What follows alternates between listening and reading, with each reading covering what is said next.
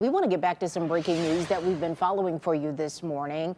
A person had to be rescued from the roof of their car after a water main break caused flooding in the area of West 112th and Madison. Of course, that's Cleveland's west side. Yeah, News 5's Caitlin Hunt joins us live from the scene with the very latest. Caitlin, we can still see some of that water rushing behind you. Truly a miracle that crews are able to get to this driver. Exactly, Mike, because that water, it keeps and continues to rise. Stepping out of frame here just a little bit, as you can see right near that fire hydrant, kind of close to the intersection to the West 114th Street in Madison. That water is just coming out. It's rushing down, going kind of down this hilly area here, and then going right when you get to West 112th. That's sort of where all that water is just building up here, and it's major flooding.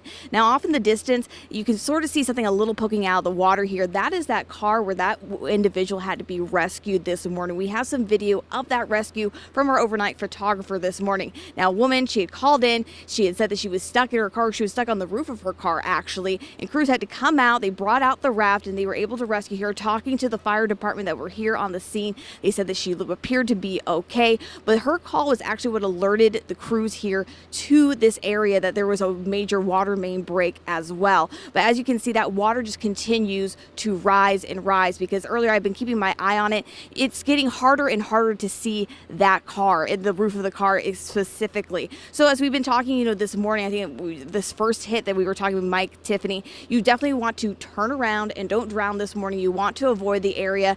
The crews out here, they've actually let us to be a little bit closer here this morning, but behind me, they're actually setting up here. They have the barrels up, they have the road closure signs up. They're wanting people to stay out of this area because it's not safe to be here. So definitely avoid the area of even West 114th all the way down to West 112th and Madison and Cleveland here this morning, because you're not going to be able to get through.